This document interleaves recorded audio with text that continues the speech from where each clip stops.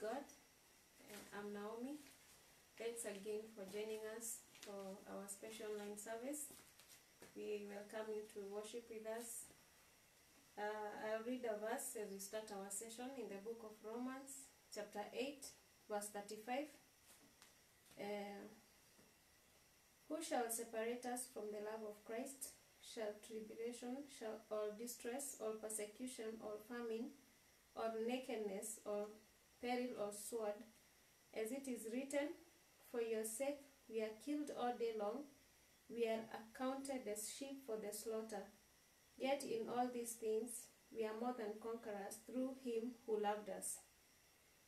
Verse 38, for I am persuaded that neither death, nor life, nor angels, nor principalities, nor powers, nor things present or things to come, nor heights, nor depths, nor any other created thing shall be able to separate us from the love of God, which is in Christ Jesus our Lord.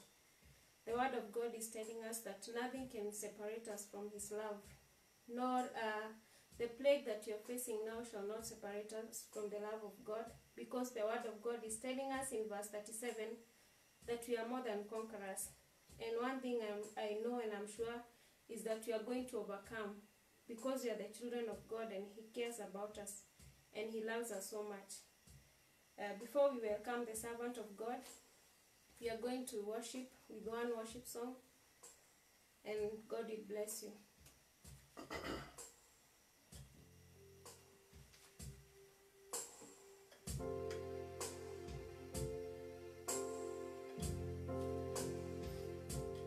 I walk closer now on the highway, through the darkest night, you will hold my hand. Jesus,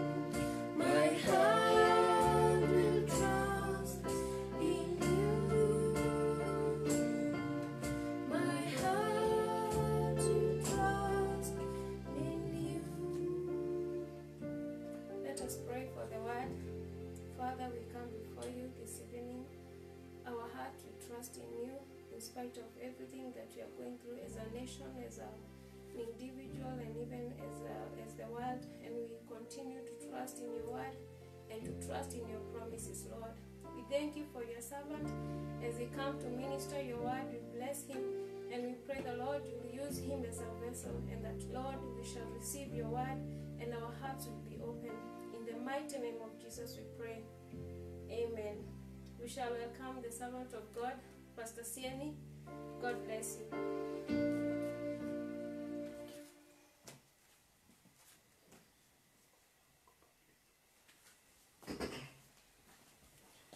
Praise God once again. We are grateful to be here with you tonight and to share the good news of the kingdom of God.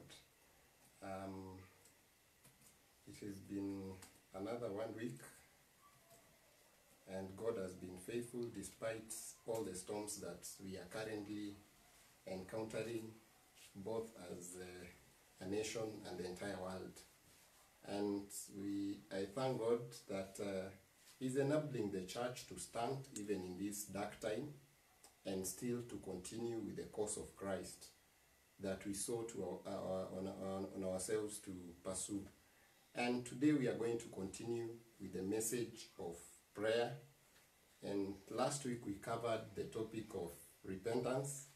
Today we are going to start a new topic, and I want to encourage us that we continue with our research on repentance. It's a wide topic.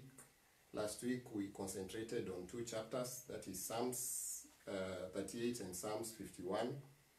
The New Testament also has excerpts on repentance that I want to challenge us to dig deep in scripture and learn. Today we are going to learn about an interesting topic, that is trust.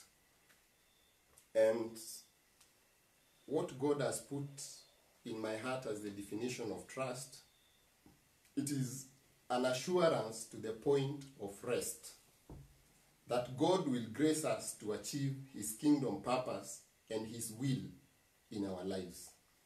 An assurance to the point of rest that God will grace us to achieve His kingdom purpose, the reason why we were created in our lives.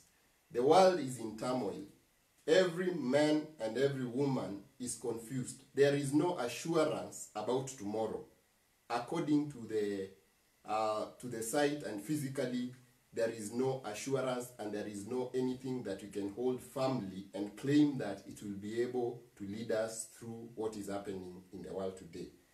But God remains to be God. He is unchanged. The Bible says He is the Alpha and the Omega. And when He was laying the foundations of the earth, I want to encourage us and tell us that He knew that at some point in time, there will be the turmoil that we are encountering today. And so, trust is the assurance. It's not insurance. Insurance is not equivalent to assurance. It is the assurance to the point of rest. When we are assured of the solid truths of the Word of God, then as Christians, we can rest on those truths. Because they are infallible, they cannot be challenged by man, they cannot be challenged by the angels, they cannot be challenged by hell. They are firm and assured. And I want to tell us something. In the book of James 4 verse 2, I will just quote a portion of that scripture where the Bible says that you do not have because you do not ask God.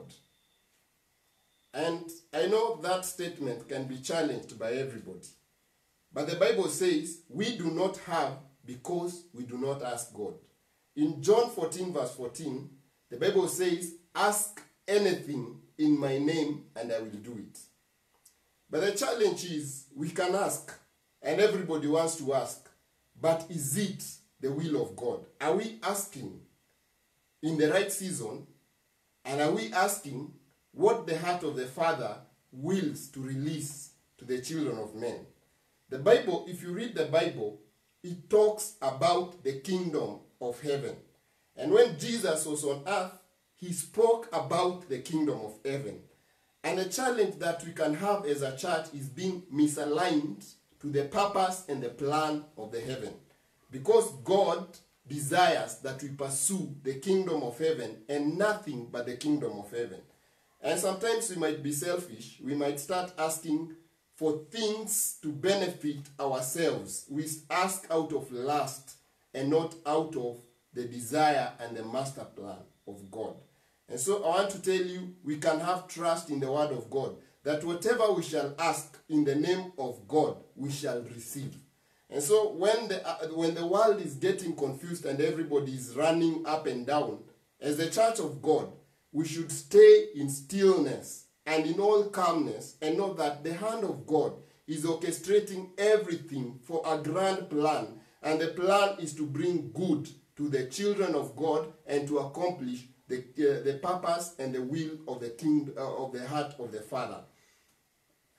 And so we will start by reading the main text about trusting in God. We will get from the book of 1 Chronicles chapter 21.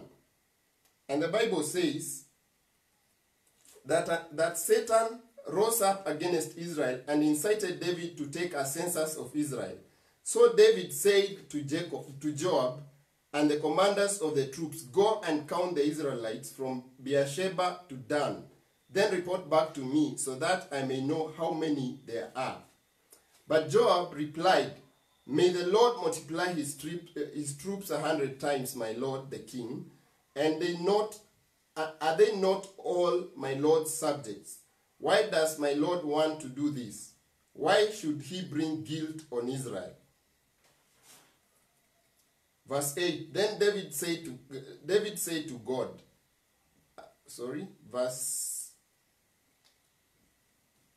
verse 4, the king's word, however, overruled Joab. So Joab left and went throughout Israel and then came back to Jerusalem. Joab reported the number of the fighting men to David. In all Israel, there were 1,100,000 men who could handle the sword, including 470,000 in Judah. But Joab did not include Levi and Benjamin in the numbering because the king's command was repulsive to him. This command was also evil in the sight of God, so he punished Israel. Then David said to God, "I have sinned greatly by doing this. Now I beg you, take away the guilt of your servant. I have done a very foolish thing." The Lord said to Gad, David's seer, "Go and tell David, this is what the Lord says. I am giving you 3 options. Choose one of them for me to carry out against you." So Gad went to David and said to him, "This is what the Lord says. Take your choice, 3 years of famine, 3 months of being swept away before your enemies with their swords overtaking you, or 3 days of sword of the Lord, days of plague in the land, with the angel of the Lord ravaging every part of Israel. Now then, decide how I should answer the one who sent me." David said to God, "I am in deep distress. Let me fall in the hands of the Lord, for his mercy is great, but do not let me fall in the hands of man." So the Lord sent a plague on Israel, and 70,000 men of Israel fell dead. And God sent an angel to destroy Jerusalem. But as the angel was doing so, the Lord saw it and relented concerning the disaster, and said to the angel who was destroying the people, "Enough, withdraw your sword." The angel of the Lord was then standing at the threshing floor of Araunah the Jebusite. David looked up and saw the angel of the Lord standing between the heaven and the earth, with a drawn sword in his hand extending over Jerusalem. Then David and the elders, clothed in sackcloth, fell face down. David said to God, "Was it not I who ordered the fighting men to be counted? I, the shepherd, have sinned and done wrong. These are but sheep. What have they done? Lord my God, let your hand fall on me and my family, but do not let this plague remain on your people." While Araunah was threshing wheat, he turned and saw the angel.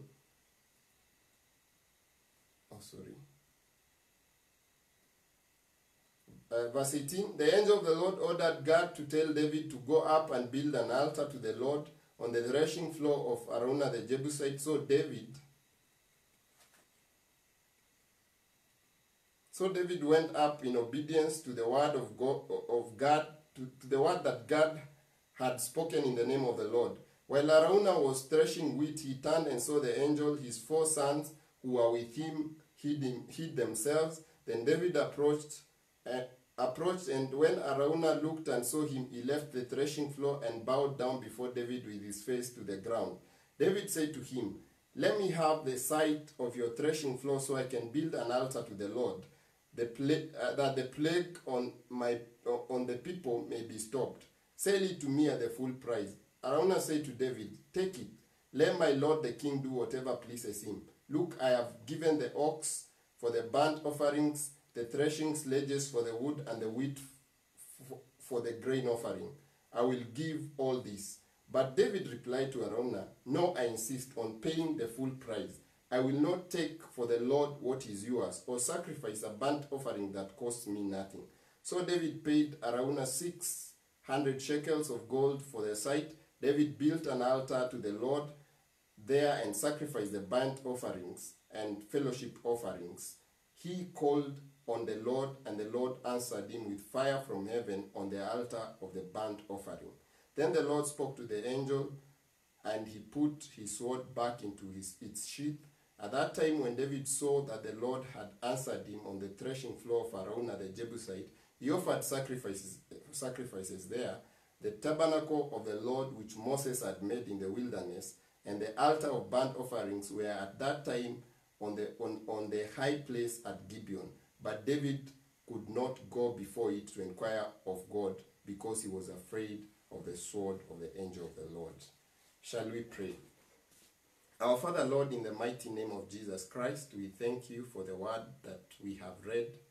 Lord, we are praying for wisdom, that as I speak, Lord, you will give me utterance, and that, Lord, you will open the eyes of our hearts and the ears of our souls, that we may hear and understand your word, and that it might forever change us in your presence. We invite you, Holy Spirit, take over all my senses and lead me, Lord, to break the bread the way you desire. In the mighty name of Jesus Christ, we pray and believe. Amen.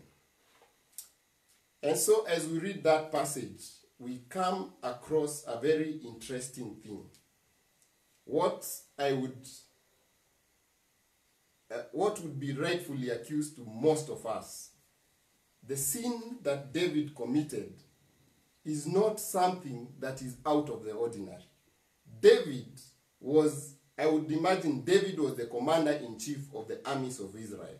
And I can imagine any nation of the world would want to know the numbers of their foot soldiers and their ammunition and their arsenal and all that. And that is what exactly David did.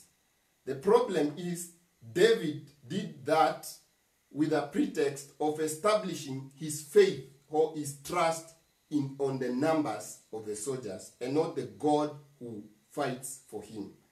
And I want to challenge us. I am sure we have, and that is called idol worship. Anytime we move our trust from the living God to anything physical, that is called idol worship.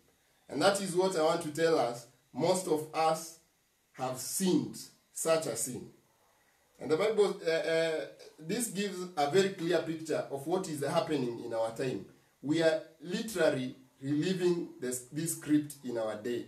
David was counting his army to build trust in them. As a people in our time, we have become proud and arrogant and have put our trust in science, wealth, beauty, and idols. I have seen nations parade their armies and arsenal as their source of hope, and others have trusted in their economies. There is nothing wrong with taking statistics and planning. Sin is putting our faith on anything other than God and completely disregarding God as our primary source of knowledge, provision, victory, life, hope, and salvation. Notice, the result of faith is hope, and that of fear is disillusionment. David was trying to breed hope in his heart like we do, albeit in the wrong way. We have chosen to put trust in our savings, on our next paycheck, on our knowledge, on our leaders, on our opinion leaders, in science more than we trust in God. It is portrayed by the way we don't have time for God, but we have time for everything we regard important. We have time for our jobs, we have time for our children, we have time for weddings, for funerals, for studies, for chamas, for baby showers, for sports, all things. All these things are not bad, but first we must seek the kingdom of God. Our priority should be the kingdom of God and the will of God.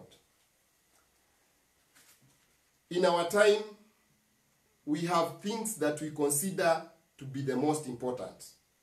Every man, and we create time for those things. But we have left the God in whom we should trust. Nations of the world, if you look in the Western world today, they have trusted in science. They have built economies that are strong and firm. Wealth, I think the wealth of our time is at the peak. But they have disregarded God. Churches are being closed. Not because of anything, but because we have become proud and arrogant and we have disregarded God in our lives. And that is why God wants us to learn about trust, so that we will not put our trust in anything, whatever it be, other than the God who lives. In Psalms 121, the same David says, I will lift my eyes to the hills. From where comes my help? From where does my help come? My help comes from the Lord who made heaven and earth.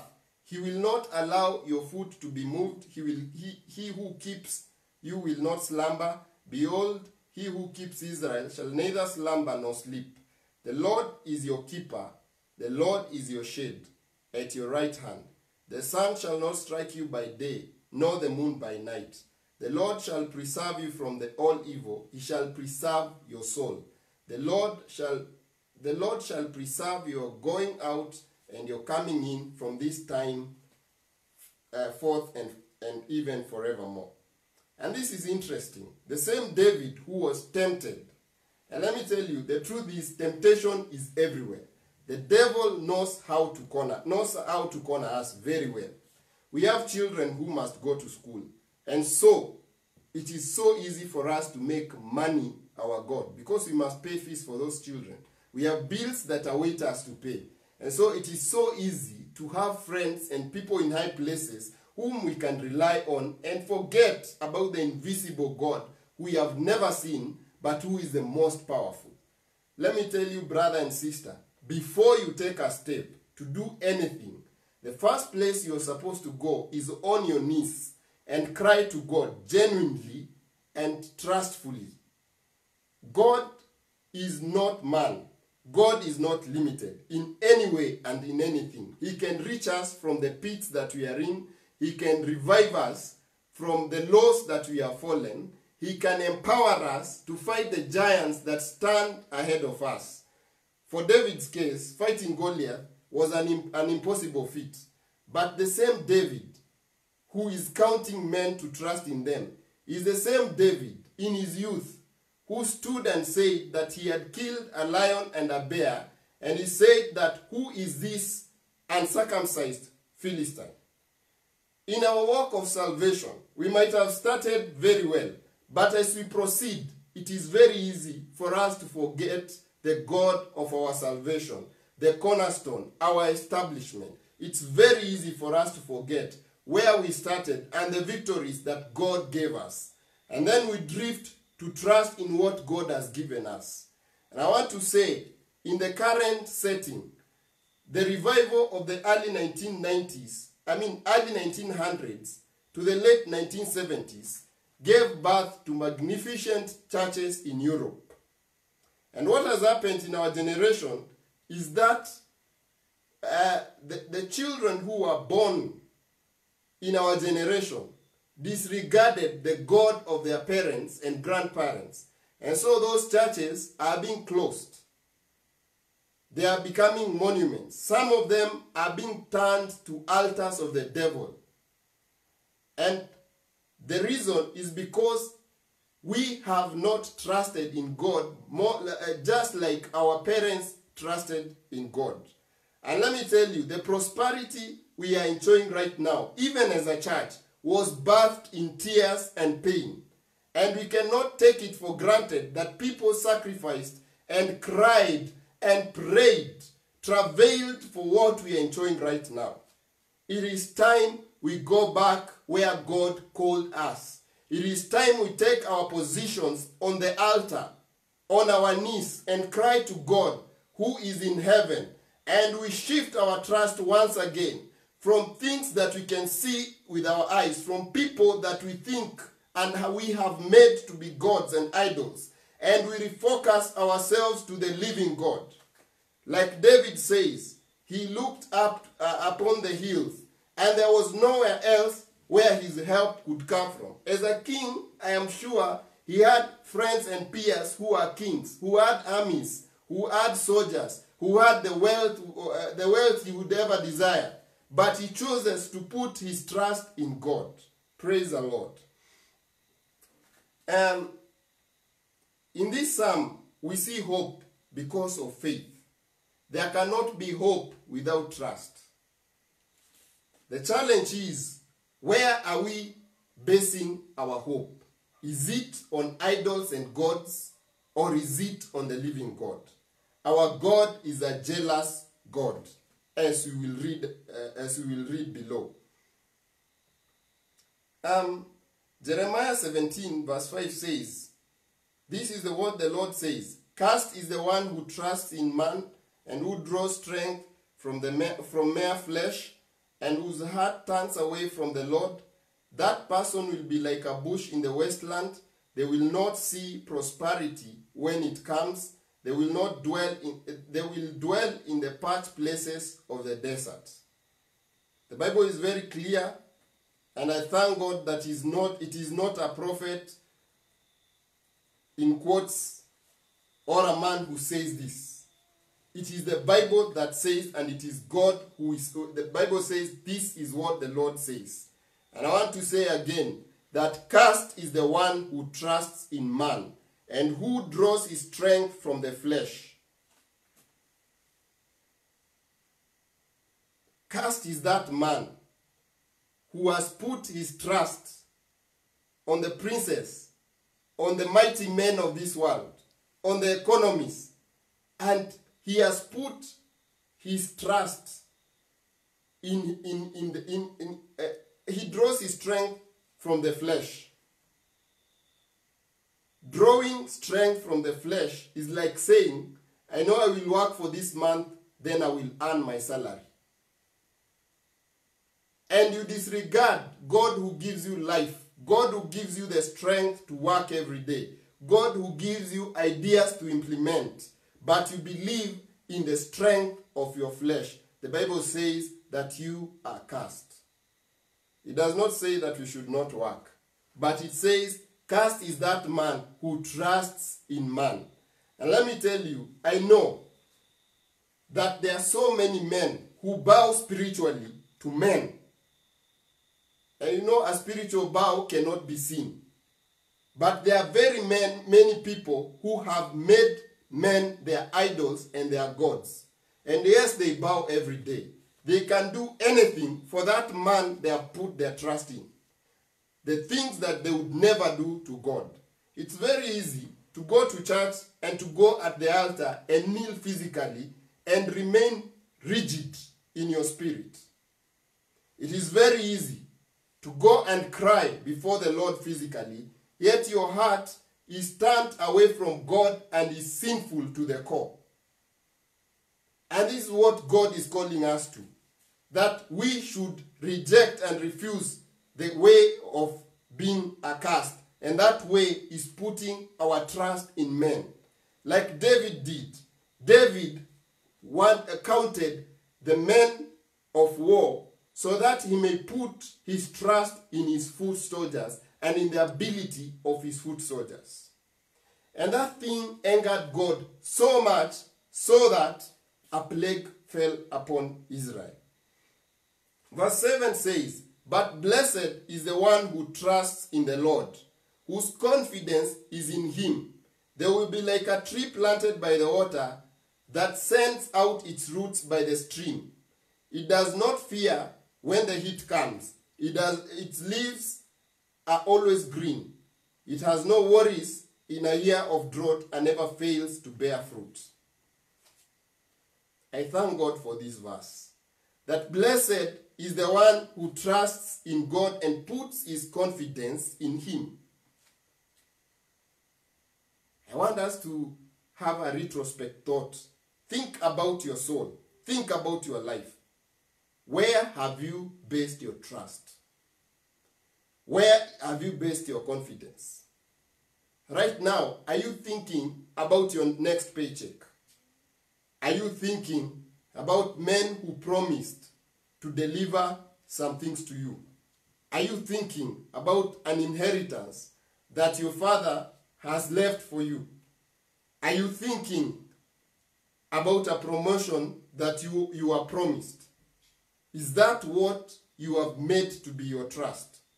Are you thinking about your children and what they will give to you? Are you thinking, is your hope in medicine? Is your trust in the doctors? Is your trust in science? Is your trust in the human knowledge? Because the Bible says, "Blessed is the one who trusts in the Lord."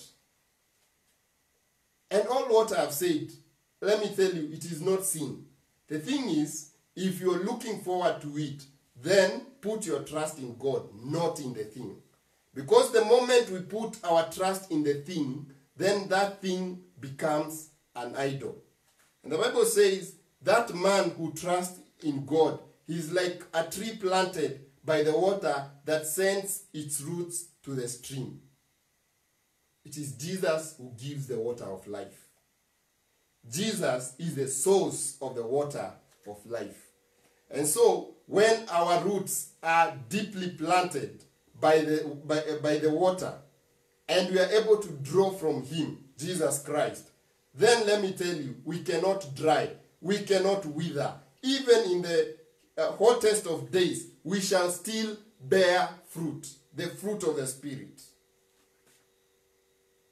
Praise the Lord. And that fruit is not as easy as it sounds to bear.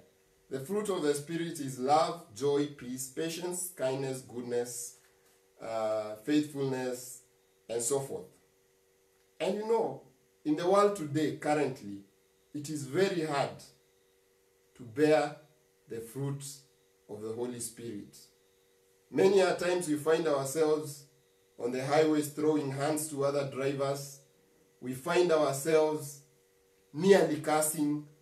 And so if we are going to be rooted and to have our trust in God, we shall not be like the people of the world. We shall be different. And we shall bear the fruit of God in and out of season. And so I challenge us to put our trust in God and not in the things that we can see with our eyes. Paradoxically, the word today is that it speaks in terms of prosperity, both economically and knowledge-wise. This may be majorly attributed to the men who are devoted to God at the beginning, all the way to mid-last century, as I said. As a proof, we have churches being shut in Europe and America that were constructed in the era of revival. Then the devil coerced the generations to trust on the fruits of the revival, namely economic prosperity and increase in knowledge, and to ignore God of the productivity. Like I said, our God is a jealous God. In Exodus 34 verse 10, the Bible says, "And he said, Behold, I make a covenant before all your people. I will do marvels such as have not been done." And I want us to capture this scripture very well. It is God who is promising to do marvels such as have never been done on earth, such as have never been done on earth, nor in any nation. And all the people among whom you are shall see the work of the Lord, for it is awesome thing that I will do with you.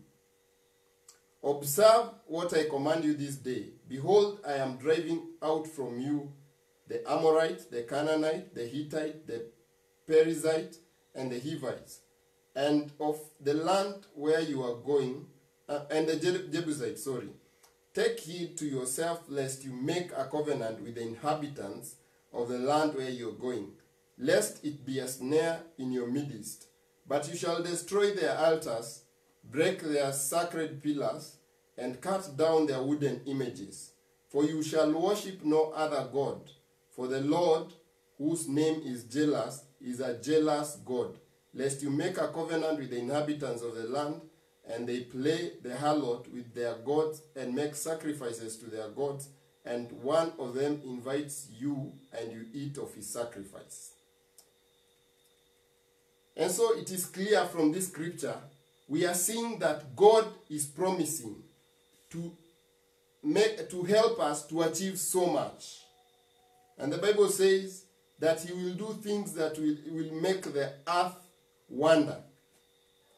And he tells us that after he has done all that, and he has dealt with our enemies, and we have peace, that we take heed to ourselves, that we do not make a covenant with the world, and that we do not worship, and that we destroy their altars and their sacred pillars. And the Bible verse 14, which is what I'm focused on, is that we should not, for you shall worship no other God, for the Lord whose name is jealous is a jealous God. Our God is a jealous God. He has promised to do all these things.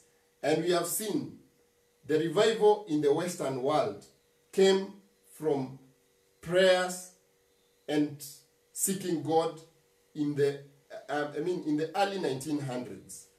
And in the later part of the century, prosperity was born, I believe, because of the prayers of the revivalists in the early century. But then people forgot. They forgot that they worshipped a jealous God who instructed them clearly to worship no other God. And even for us, we have made gods for ourselves. They might not be made in terms of idols that we can see with our eyes, but we have idols in our hearts that we worship. And the Lord is telling us today that we shall not worship any other God, because our God is jealous, and he says his name is jealous. So if there is anything other than God that we have trusted in, God is telling us that we should do away with it. Do away with it today. And now establish your trust on the living God. Be like that tree that is planted by the streams. And when we pray, then we shall pray from a position of trust and relationship. The Bible tells us that you shall not make a covenant with the inhabitants of the land, and they shall play harlot with their gods, and make sacrifices to their gods, and one of them invites you, and you eat of his sacrifice. This is a big scripture. It can be broken down into so many things. In our time, I hear people, I come from a community which is strongly sending a message saying that Roe Roshokyo Mokaro, that the river should be brought back to the valley. And that message is not an easy message, because it says that we should go back to the altars of our ancestors. And let me tell you, we worship a jealous God. If we are going to bring in curses upon our land by shedding blood of any other thing other than the blood that was shed in Calvary, the blood of Jesus Christ, then we take upon ourselves curses. And when we take upon ourselves curses, I mean, we have to deal with the consequences of sin, like we learned last week. The scripture in Psalms 146 verse 3 says, "Do not put your trust in princes, nor in the Son of Man, in whom there is no help." Think about your life, and think about where you are right now, and think about the people who have helped you. clearly you will see the hand of God and not the hands of man. We are weak as human beings because we are mortals. And naturally, we want to rest on something that we can see. We want to have assurance based on something that is physical. That is why we buy insurance, and insurance is good. We want something that we can rely on the dark day. But the Bible tells us, and from my experience personally, I have seen the hand of God fight for me. I've seen the hand of God take me from one level to another. And this scripture to me is true. Do not put your trust in princes, nor in a son of man, in whom there is no help. Our help is not in the Son of Man. Our help is not in our grandfathers. Our help is not in what we have saved in the banks. Our help is in the God who is in heaven, who created the heavens and earth by his word, who established the earth without anything holding it, flowing on nature, and whose wisdom is infinite. We can only trust in that God and nothing else. Psalms 118 verse 8 and 9 enhances the same message, that it is better to trust in the Lord than to trust in princes. In Isaiah 31 verse 1, the Bible says that woe to those who go down to Egypt for help, and those who rely on horses, who trust in chariots because they are many, and in horsemen because they are very strong, but who do not look to the Holy One of Israel, nor seek the Lord. The Bible says that those people who have chosen to trust the high and mighty, who have chosen to trust things because of the numbers, we look with the eyes of the flesh, yet the eyes of the spirit are blind, and the ears of the spirit are deaf. And so when we look, we trust the things that we see. And the Bible says, desperate are those people who go down to Egypt. Egypt was a wealthy nation. Egypt was a nation that had horses and chariots and armies. And people, if someone was to go to war, they would be comfortable if Egypt was their ally. And I know today we are looking for allies who can fight with us, allies who can help us economically, allies who can cure our diseases. But the Bible says clearly that woe to those who go down to Egypt for help, woe to those who trust in men, woe to those who look at the wealth of the nations and trust in the wealth of their friends. Woe to those who trust anything, their children, their parents, and they do not seek the Lord. The greatest word is here. They do not seek the Lord. They do not seek the Holy One of Israel. There is nothing wrong with having friends. There is nothing wrong with enhancing your education. There is nothing wrong with having friends in high places. But the challenge is, have you sought Lord first? Have you sought, is it God who is giving you those relationships? I believe in divine things, divine relationships, divine directions, divine provision. If it is not divine, let it pass. Praise the Lord. We must trust in the God, our Lord. The greatest sin is disbelief or lack of trust in God.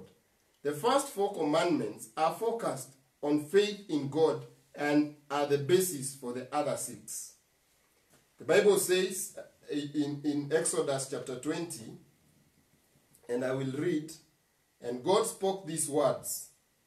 Verse 2, I am the Lord your God who brought you out of Egypt, out of the land of slavery. You shall not have other gods before me. You shall not make for yourself an image in the form of anything in heaven above or in earth beneath, or in the water below. You shall not bow down to them or worship them. For I, the Lord your God, I am a jealous God, punishing the children from their sin of their parents to the 3rd and 4th generation, those who hate me, but showing love to 1,000 generations of those who love me and keep my commandments. Verse 7, you shall not misuse the name of the Lord your God, for the Lord will not hold anyone guiltless who misuses his name.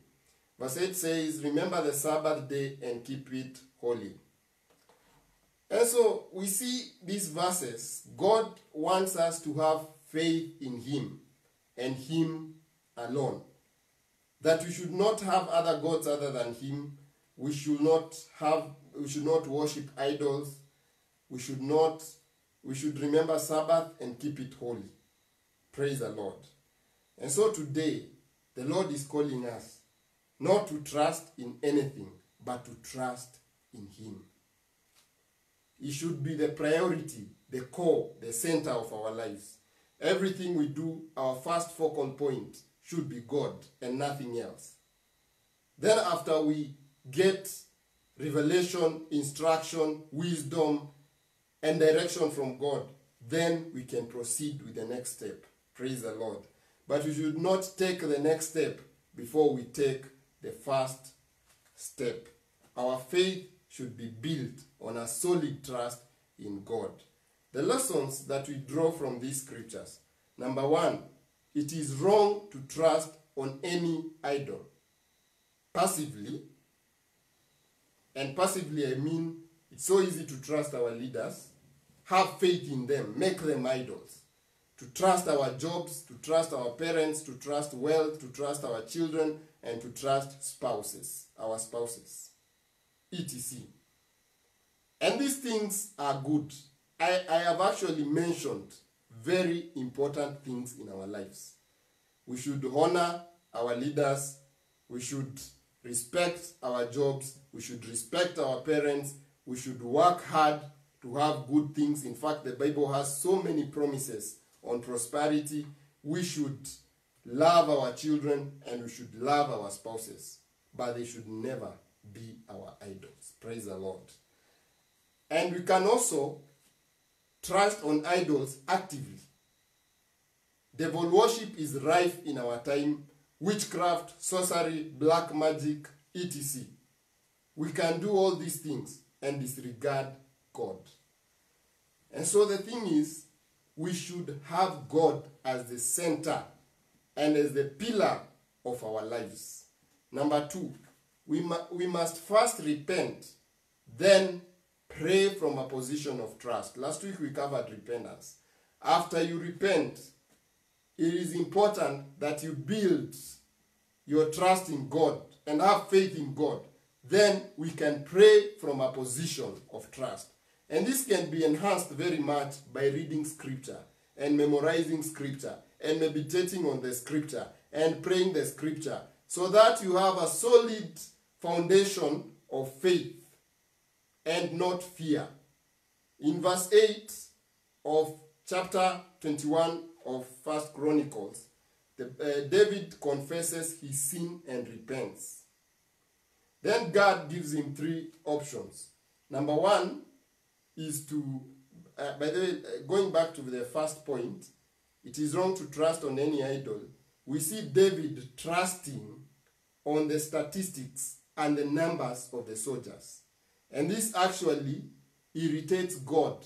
It makes God punish him. So many of us do this. We sit down and we look at our balance sheets as the source of peace and rest in our lives. It is not. If you go into the Western world right now, their economy and their wealth is not able to bring them the wellness and the health they desire. They have the best medical facilities, the best medical personnel, the best research institutes, but at this point, their wealth, their knowledge and all that, it has crumbled. It is not helping.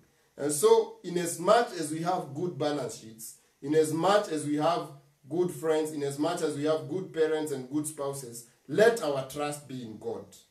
And let's look at all these things as the blessings that God is giving us. And lest we will become proud about what we have and forget to trust in God and trust in our things. In the bullet number 2 is that we must first repent, then pray from a position of trust and not fear. The opposite of faith and trust is fear. And so when we repent, we become we start moving on the right footing with God. We become aligned to the kingdom. And so, like I said, we dig the scripture to build our faith. And now we pray from a position of trust and not a position of fear. In verse 8, David confesses his sins and repents. He is given 3 options from which he chooses to fall in the hand of God. He was given 3 options, namely famine for 3 years, being driven and smitten by the enemy for 3 months, or falling in the enduring a plague, or falling in the hands of God, a plague from God. And David chooses the 3rd option. And I believe he did that because he trusted in God. And he knew God. He had a relationship with God. And so we see David accepting to fall into the hands of God. And also we see him repenting. Bullet number 3. The elders, leaders, and kings must lead and shape repentance and prayer in all generations.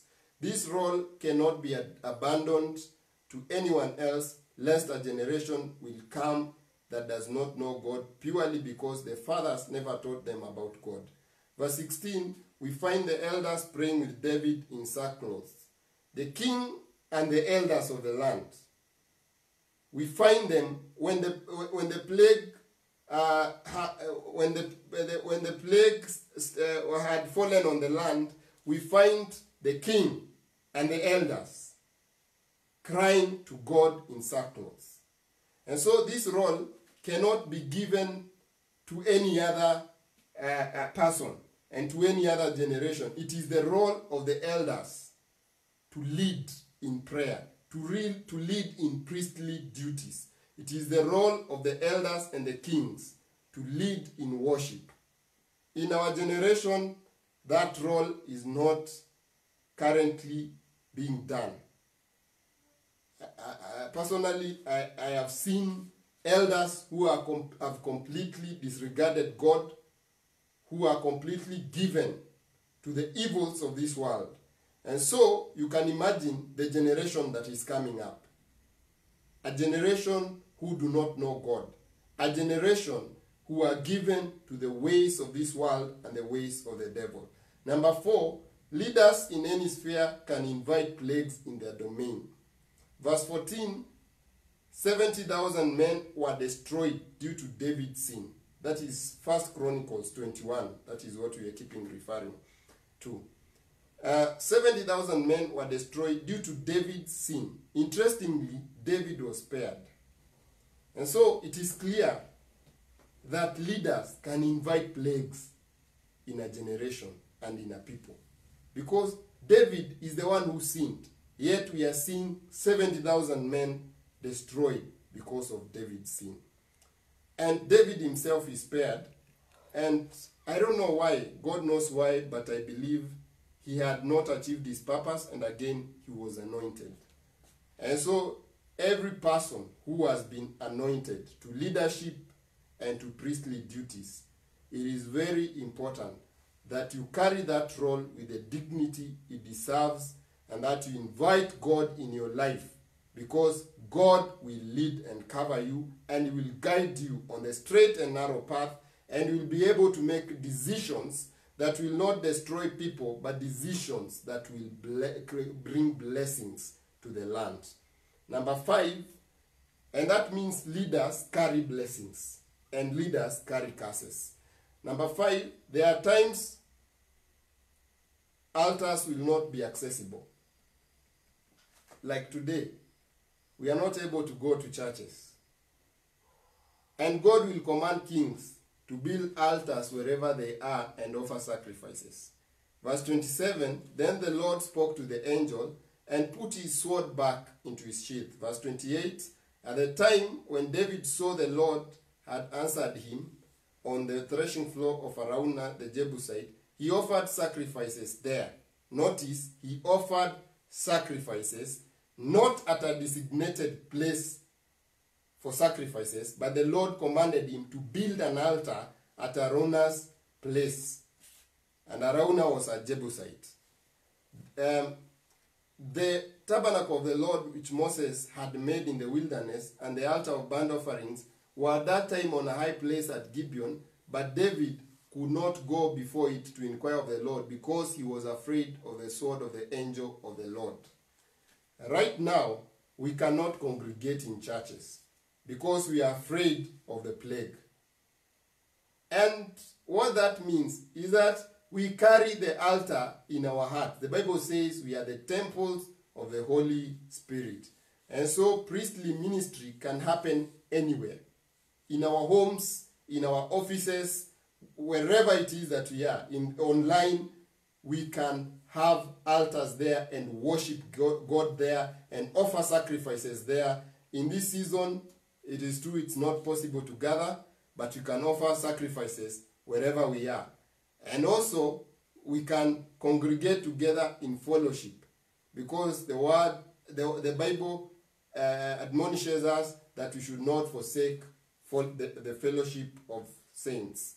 And so, sometimes the altar will not be accessible. And that is why, as a child of God, you must have a relationship and trust in God. Because wherever you are, God is there. God is your friend. You can speak with him, you can talk with him, you can share with him your grief. Job shared his grief with the Lord. And I like the conversation with Job. And it is hard to imagine that Job had not sinned, yet he endured all that pain. And in the Bible, you find him having conversations with him. And you find him speaking and saying that he's blameless, he's right. He knew that his position in God was not a position of sin. Yet all the evil had befallen him. And we find him telling God that though you have slain me, I will yet trust in you. Praise the Lord. And so our trust should be solid in God, not just in the good times, but also in the bad times. We should not be enticed by the devil or tempted to go to sorcerers, to go to witch doctors, to go to idol worshippers, and to seek help from Egypt, because it will never come forth. And even if it comes forth, we cannot trust in man in whom there is no help. And we don't want to be like that tree on parched places where it is dry. We want to be like the tree that is planted by the streams that can draw the waters of life from Jesus Christ himself. And so, number 6 is that finally, there can never be free sacrifice. Even when we are presented with everything.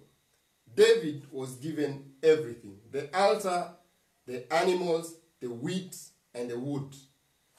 By this I mean we must pay the price by allocating time for worship, listening to the Holy Spirit, prayer, reading the Word of God together, and giving.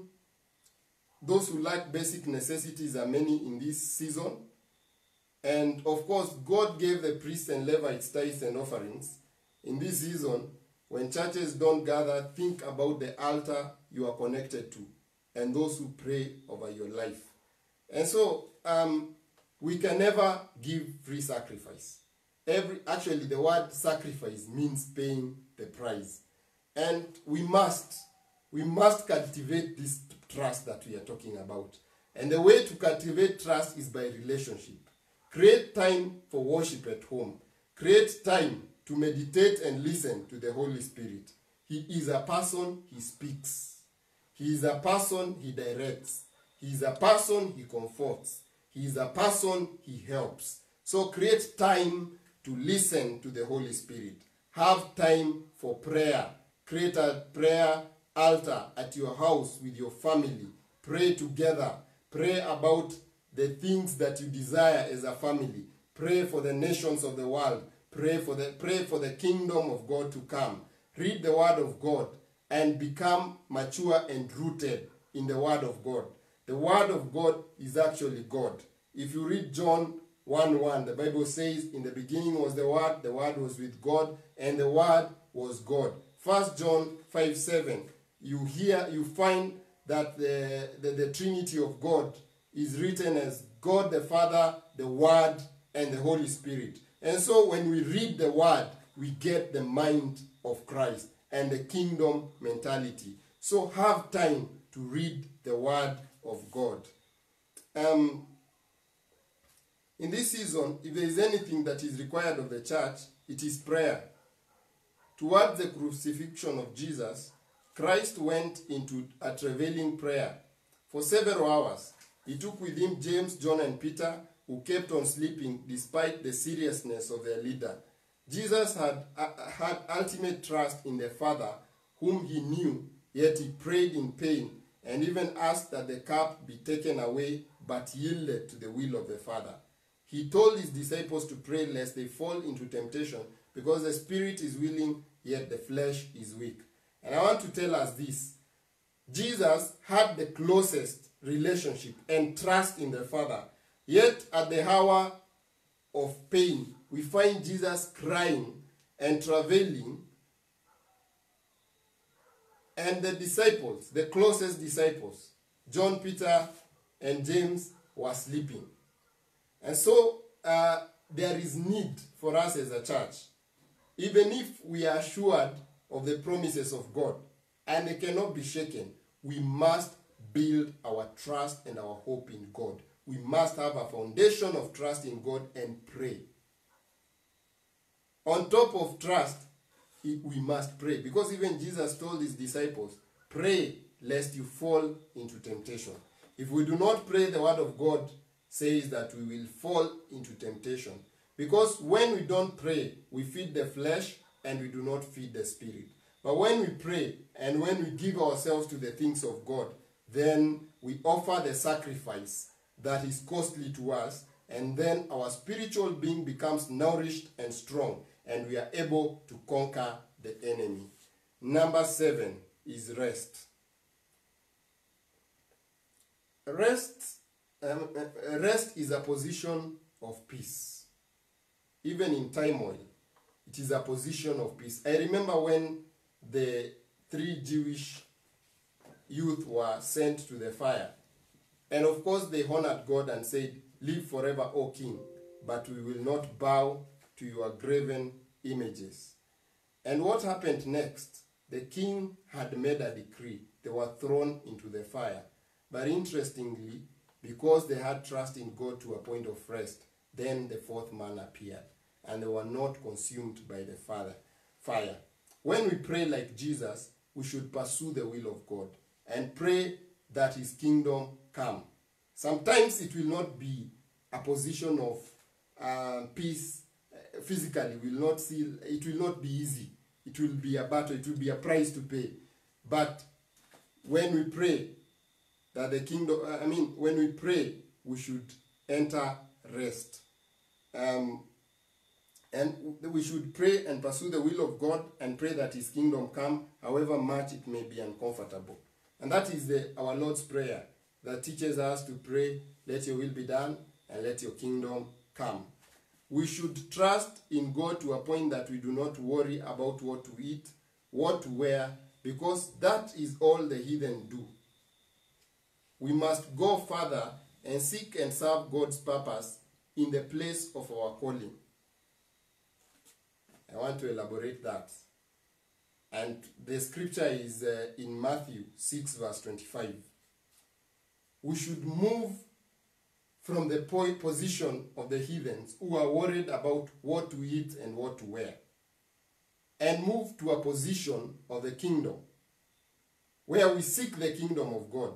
And every man who is born on earth comes with a purpose, and that purpose is to build the kingdom of God in different spheres, like I mentioned last time. You could be called to build the kingdom as an engineer, as a doctor, as a pastor, as a cleaner, anything. If you pursue that godly purpose, the kingdom purpose, then automatically you will be rewarded in physical terms. It might be financially or any other way. But your goal was not to make an earning. Your goal was to pursue the kingdom purpose. Praise the Lord. And so God is telling us that we should not be like heathen who worry about what to eat and what to wear. And at this point, it is very easy to worry, and everybody is worried. Will the shops be opened in the next 2 weeks? Do we have sufficient food in our stores? Do we have sufficient money in our banks? We should move beyond that. Let us serve the kingdom in this hour. Let us serve the kingdom in prayer. Let us serve the kingdom in service. Whatever it is that we are called to do in our offices and work, let us honor God and serve God in serving the kingdom in those ways. And definitely, in his own way, the Bible says he will meet our needs according to his riches in glory.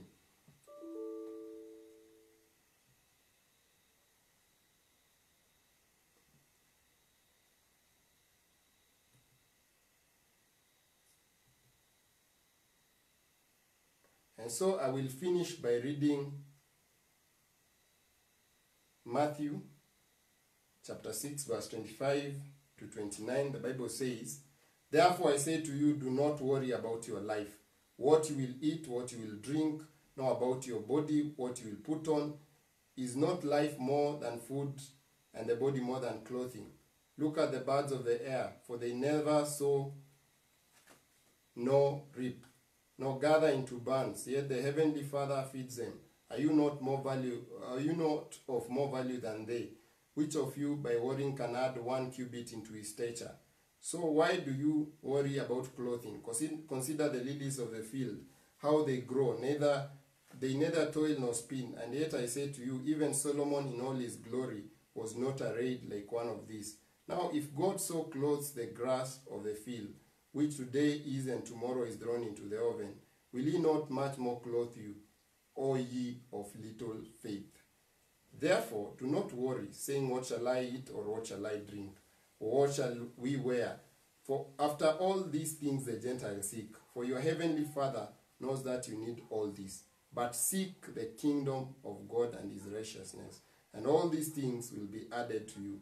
Therefore do not worry about tomorrow, for tomorrow will worry about its things. Sufficient for the day is its own trouble." God bless you. The word of God has spoken clearly to us that we need to reposition ourselves in terms of the things that we trust and believe in. We need to move our faith from physical things, from physical relationships.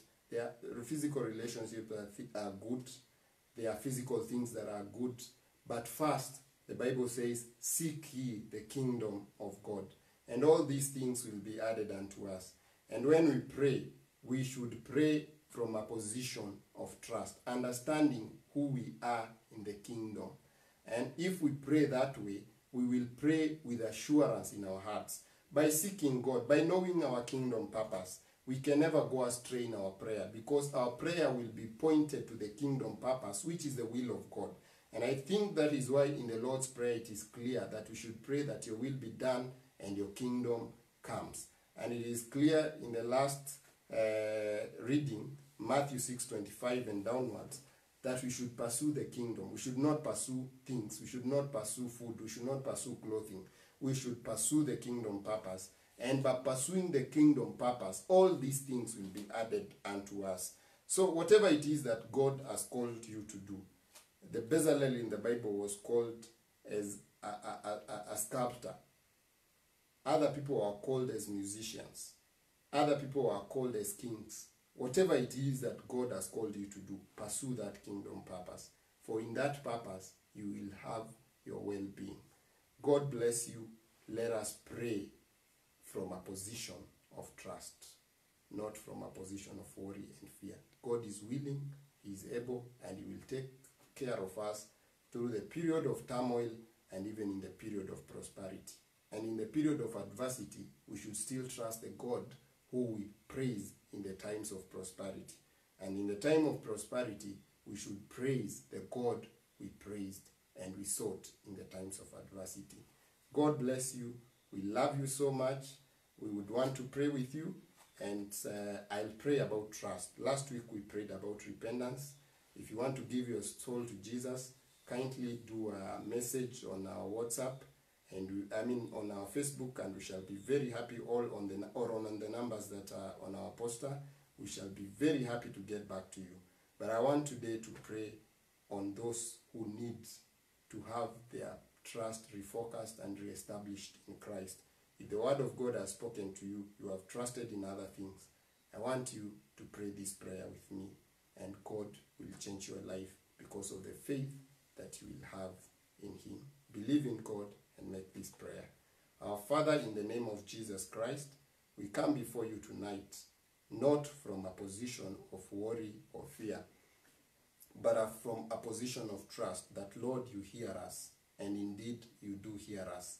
We come to you because we know you are here with us and you love us, King of Glory. We have made wrong choices and we have trusted in things we should not have trusted. And Lord, we come back to you in repentance, and we pray that, Lord, you refocus us and reposition us, that we should not trust in the chariots of Egypt, neither should we trust in the horsemen, neither should we trust in our balance sheets, neither should we trust on the people we know, but we choose to trust in you. Even in this season, King of Glory, we choose to trust in you, because it is in your book what is happening. And the Bible says our days were written in your book before they were yet to be. And so we choose to trust in you for those days that are written in your book to come to pass the way you wrote them. In the mighty name of Jesus Christ, we pray and believe. Amen. God bless you. Thank you.